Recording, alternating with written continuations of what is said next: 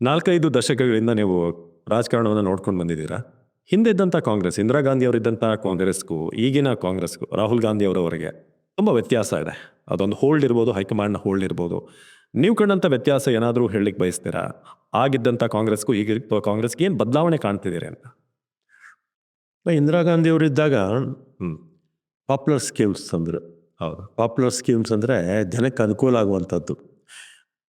ಈಗ 20 ಅಂಶದ ಕಾರ್ಯಕ್ರಮಗಳಿದೆಯಲ್ಲ, ನಮ್ಮ ದೇಶದಲ್ಲಿ ಭಾಳಷ್ಟು ಜನಕ್ಕೆ ಮನೆಯೇ ಇರಲಿಲ್ಲ. ಆ ಕಾಲದಲ್ಲಿ ಮನೆಗಳು ಕೊಟ್ಟರು. Old age pension, widow pension, bank ರಾಷ್ಟ್ರೀಕರಣ, ಅದಾದಮೇಲೆ ಉಳುವವನಿಗೆ ಭೂಮಿ. ಎಷ್ಟು ಜನಕ್ಕೆ ಭೂಮಿ ಅಂತೇಳಿ ಸ್ವಾತಂತ್ರ್ಯ ಪೂರ್ವದಲ್ಲಿ ಇಂದಿರಾ ಗಾಂಧಿಯವರು ಉಳುವವನಿಗೆ ಭೂಮಿ ಅಂತಂದ ಮೇಲೆ ಕೋಟ್ಯಾಂತರ ಜನಕ್ಕೆ ನಮ್ಮ ದೇಶದಲ್ಲಿ ಭೂಮಿ ಸಿಕ್ತು. ಒಳ್ಳೆ ಜನಪರ ಕಾರ್ಯಕ್ರಮಗಳನ್ನು ಇಂದಿರಾ ಗಾಂಧಿಯವರು ಕೊಟ್ಟರು. ಮತ್ತು ನೆಹರೂರವರು ಅವಾಗ ಅವರ ಪ್ರಧಾನಮಂತ್ರಿ ಆಗಿದ್ದಾಗ ನಮ್ಮ ದೇಶದ ಬಡ್ಜೆಟ್ 200 ಕೋಟಿ ಕೂಡ ಇರಲಿಲ್ಲ. ಅಂಥ ಸಂದರ್ಭದಲ್ಲಿ ಪಂಚವಾರ್ಷಿಕ ಯೋಜನೆಗಳನ್ನು ತಗೊಂಡು ಪಬ್ಲಿಕ್ ಸೆಕ್ಟರ್ಸು ನಮ್ಮ ಬೆಂಗಳೂರಲ್ಲಾಗ ನಾವೆಲ್ಲ ಕಾಲೇಜಿಗೆ ಹೋಗುವಂಥ ಸಂದರ್ಭದಲ್ಲಿ ಜನಸಂಖ್ಯೆ 10 ಲಕ್ಷನೂ ಇರಲಿಲ್ಲ ಬೆಂಗಳೂರಲ್ಲಿ. ಭಾಳ ನೀಟಾಗೂ ಇರ್ತಿತ್ತು ಬೆಂಗಳೂರು. ಮತ್ತು ಮಳೆ ವಿಪರೀತ, ಕಾಲೇಜಿಗೆ ಓದುವಂಥ ಸಮಯದಲ್ಲಿ ಮಳೆ ಇದ್ದರೆ 4-5 ಗಂಟೆ ಬಿಡ್ತಿರಲಿಲ್ಲ. ಹೌದು. ಮತ್ತು ಒಳ್ಳೆ ಗ್ರೀನರಿ ಇತ್ತು. ಭಾಳ ಚೆನ್ನಾಗಿತ್ತಿಂದೆ ಬ್ಯಾಂಗ್ಳೂರು. ಮತ್ತು ಆ ಸಂದರ್ಭದಲ್ಲಿ 10 ಲಕ್ಷದಲ್ಲಿ 1 ಲಕ್ಷನ ಪಬ್ಲಿಕ್ ಸೆಕ್ಟರ್ಸಲ್ಲಿ ಕೆಲಸ ಮಾಡ್ತಾಯಿದ್ರು ಇವರು. HAL, HMT, BEL, BHEL, ಮತ್ತು ಬಾಷ್, ಮೈಕೋ, ಈ ಥರ ಅದು ಪ್ರೈವೇಟ್. ಅದು ಆ ಥರ KR ಮಿಲ್ಗಳಿತ್ತಲ್ಲ, 2-3 ಮಿಲ್ಸು. 10 ಲಕ್ಷ ಜನದಲ್ಲಿ 1 ಲಕ್ಷ ಜನ ಪಬ್ಲಿಕ್ ಸೆಕ್ಟರ್ಸಲ್ಲೇ ಕೆಲಸ ಆದರು. ಅಂದರೆ ಯಾಕೆ ಇದನ್ನು ಹೇಳ್ತೀನಿ ಅಂದರೆ, ಉದ್ಯೋಗ ಸೃಷ್ಟಿಗೆ ಹೆಚ್ಚು ಆದ್ಯತೆ ಕೊಟ್ಟಿದ್ದರು ನೆಹರೂರವರು. ಮತ್ತು ಇವ್ರನ್ನೂ ಜ್ಞಾಪಿಸ್ಕೋಬೇಕಾಗಿತ್ತು ನಾವು. ಲಾಲ್ ಬಹದ್ದೂರ್ ಶಾಸ್ತ್ರಿ, ಹಸಿರು ಕ್ರಾಂತಿ ತಂದರು. 63-64 3 ವರ್ಷ ಬರಗಾಲ ಬಂದ್ಬಿಡ್ತು. ಬರಗಾಲ ಬಂದಾಗ ರೇಷನ್ನು ಆಗಲೇ ಇದು ಪಡಿತರ ಚೀಟಿ ಪಡಿತರ ಪ್ರಾರಂಭ ಆಗಿದ್ದೇ ಆಗ. ಆ ಕಾಲದಲ್ಲಿ ಹಸಿರು ಕ್ರಾಂತಿಯನ್ನು ತಂದೆಂಥದ್ದು. ಮತ್ತು ರಾಜೀವ್ ಗಾಂಧಿಯವರು ಅಷ್ಟೇ, ಒಳ್ಳೆ 21ನೇ ಶತಮಾನಕ್ಕೆ ಏನಾಗಬೇಕು ಅದರ ಬಗ್ಗೆ ಯೋಚನೆ ಮಾಡಿದವರು. ಈಗ ಕಾಲ ಬದಲಾವಣೆ ಆಗ್ತಾಯಿದೆ. ಮತ್ತು ನಮ್ಮ ಪಕ್ಷದ ಹೈಕಮಾಂಡು ಭಾಳ ಆಗ ಬಲಿಷ್ಠವಾಗಿದ್ದರು ಅನ್ಸುತ್ತೆ. ಈಗಲೂ ನಮ್ಮ ರಾಹುಲ್ ಗಾಂಧಿಯವರು ಸಾಕಷ್ಟು ಕಾಂಗ್ರೆಸ್ ಪಕ್ಷವನ್ನು ಮತ್ತೆ ಅಧಿಕಾರಕ್ಕೆ ತರಬೇಕು ಅನ್ನೋ ದೃಷ್ಟಿಯಿಂದ ಸಾಕಷ್ಟು ಶ್ರಮ ಪಡ್ತಾ ಇದ್ದಾರೆ. ಅವ್ರಿಗೆ ಜನ ಬೆಂಬಲ ಇದೆ. ಇನ್ನು ವ್ಯಾಪಕವಾಗಿ ಇನ್ನೂ ಜನ ಬೆಂಬಲ ಕೊಡಬೇಕು.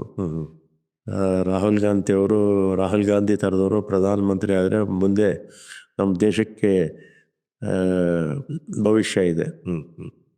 ಬಟ್ ಒಂದು ವರ್ಗದ ಮಾತಿದೆ, ಅಂದರೆ ಆ ಮೆಚುರಿಟಿ, ಪ್ರಧಾನಿ ಆಗಬೇಕಂದ್ರೆ ಒಂದು ಮೆಚುರಿಟಿ ಏನಿದೆ, ಅದು ರಾಹುಲ್ ಗಾಂಧಿ ಅವರಲ್ಲಿ ಇದೆಯಾ ಅನ್ನೋ ಒಂದು ಪ್ರಶ್ನೆ ಡಿಬೇಟಲ್ಲಿ ಯಾವ ಆರಂಭದಲ್ಲಿ ಏನಾಯಿತು, ವಿಪಕ್ಷದವರು ಬೇಕಂದಲೇ ಪಪ್ಪು ಅಂತ ಹೇಳಿದರು. ಈಗ ಅವರು ಲೋಕಸಭಾ ಸದಸ್ಯರಾಗಿ 5 ಟರ್ಮ್ ಆಯಿತು ಅನ್ಸುತ್ತೆ ಅಲ್ವಾ? 5 ಟರ್ಮ್ ಆಯಿತು. ಸಾಕಷ್ಟು ಮೆಚುರಿಟಿ ಆಗಿದೆ. ಮೊನ್ನೆ ಪಾರ್ಲಿಮೆಂಟಲ್ಲಿ ಇತ್ತೀಚಿನ ಭಾಷಣಗಳು ನೋಡ್ತೀವಲ್ವ, ಯಾರು ಕೂಡ ಆ ಒಂದು ಧೈರ್ಯವಾಗಿ ಪಾಯಿಂಟ್ ಟು ಪಾಯಿಂಟು ನೇರವಾಗಿ ಮಾತಾಡುವಂಥ ಅಧಿಕಾರಿಗೆ ಅವರಲ್ಲಿ ಬಂದಿದೆ. ಹೌದು. ನಿಮಗೆ ಯಾವತ್ತಾದರೂ ವಿರೋಧ ಪಕ್ಷದ ನಾಯಕರನ್ನು ನೋಡಿದಾಗ ನೀವು ಅವ್ರನ್ನ ಟೀಕೆ ಮಾಡಲೇಬೇಕು, ಒಂದಷ್ಟು ಟೀಕೆ ಮಾಡಬೇಕು ಅಂತ ಟೀಕೆ ಮಾಡಲ್ಲ. ಅಲ್ಲ, ಸಾಮಾನ್ಯವಾಗಿರುತ್ತೆ ಅನ್ನೋದು. ಅದು ಮಾಡ್ತಾರೆ, ಬೇರೆಯವರು ಮಾಡ್ತಾರೆ. ಈಗ ವಿಪಕ್ಷದಲ್ಲಿದ್ದರೆ ಟೀಕೆ ಮಾಡಬೇಕು ಅಂತ ತಪ್ಪು ತಿಳ್ಕೊಳ್ತಾರೆ. ಓಕೆ. ಈಗ ವಾಜಪೇಯಿ ಅವರು ವಿಪಕ್ಷದಲ್ಲಿದ್ದರು. ಆ ವಿಪಕ್ಷದಲ್ಲಿದ್ದರೂ ಕೂಡ ಸರ್ಕಾರಕ್ಕೆ ಕಿವಿ ಹಿಂಡುವ ಕೆಲಸವನ್ನು ಮಾಡ್ತಾಯಿದ್ರು ಅಲ್ವಾ? ವಿಪಕ್ಷದಲ್ಲಿದ್ದವರು ವಿರೋಧ ಮಾಡಬೇಕು ಅಂತ ಮಾಡೋಕ್ಕೆ ಹೋಗ್ಬಾರ್ದು. ಅದು ನಾವೇ ಇರ್ಬೋದು, ಅಥವಾ BJP ಅವರು ಇರ್ಬೋದು, JDS ಇರ್ಬೋದು, ಯಾವತ್ತೂ ಕೂಡ ಸಕಾರಾತ್ಮಕವಾಗಿ ಇರಬೇಕು.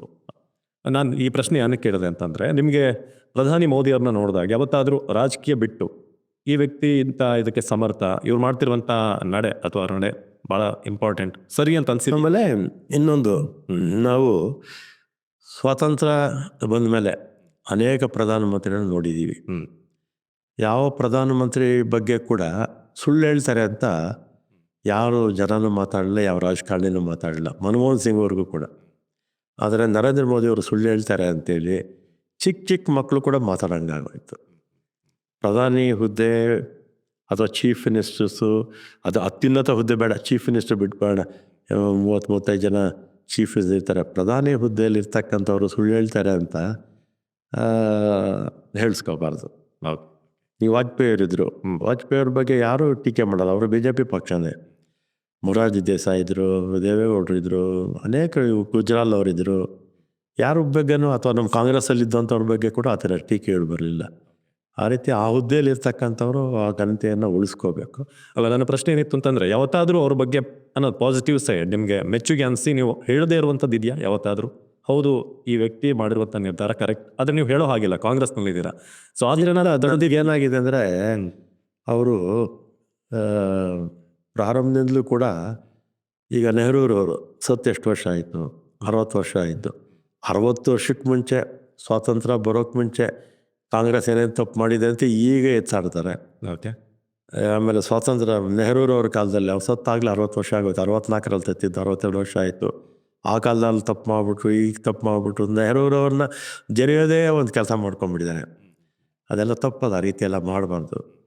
ಆಮೇಲೆ ನೆಹರೂರವರು ಸ್ವಾತಂತ್ರ್ಯ ಚಳವಳಿಯಲ್ಲಿ 10 ವರ್ಷ ಇದ್ದರು, ಜೈಲಲ್ಲಿದ್ದರು. ಅವ್ರ ಆಸ್ತಿ ಎಲ್ಲ ದೇಶಕ್ಕೆ ದಾನ ಮಾಡಿದ್ದಾರೆ. ಮತ್ತು ಮಹಾತ್ಮ ಗಾಂಧಿಯವರು ಇರ್ಬೋದು, ಅವ್ರ ಬಗ್ಗೆನೂ ಕೂಡ ಈ ವಾಟ್ಸಪ್ ಮಿನಿಸ್ಟ್ರಿ ಇದೆಯಲ್ಲ, ಈ BJP ಸುಳ್ಳು ಸುದ್ದಿ ಹಬ್ಬಿಸುವಂಥದ್ದು.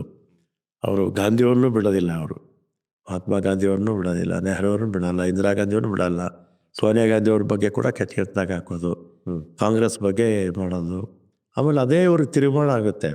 ಇತ್ತೀಚೆಗೆ ನೀವು ನೋಡಿ, ಯಾವುದು ಸೋಷಿಯಲ್ ಮೀಡಿಯಾ ನೋಡಿ, ಇದೆ ಏನು ಸೋಷಿಯಲ್ ಮೀಡಿಯಾ ಮುಖಾಂತರ ಇವರು ಕಾಂಗ್ರೆಸ್ನ ತೇಜೋವಧ ಮಾಡಿದ್ರು. ಇವತ್ತು ಅವ್ರನ್ನ ತೇಜೋವಧ ಮಾಡ್ತಾ ಇದ್ದಾರೆ, ಅದೇ ಸೋಷಿಯಲ್ ಮೀಡಿಯಾ ಮಾಡ್ತಾ ಇದೆ. For business and personal promotions, please contact 9686376663.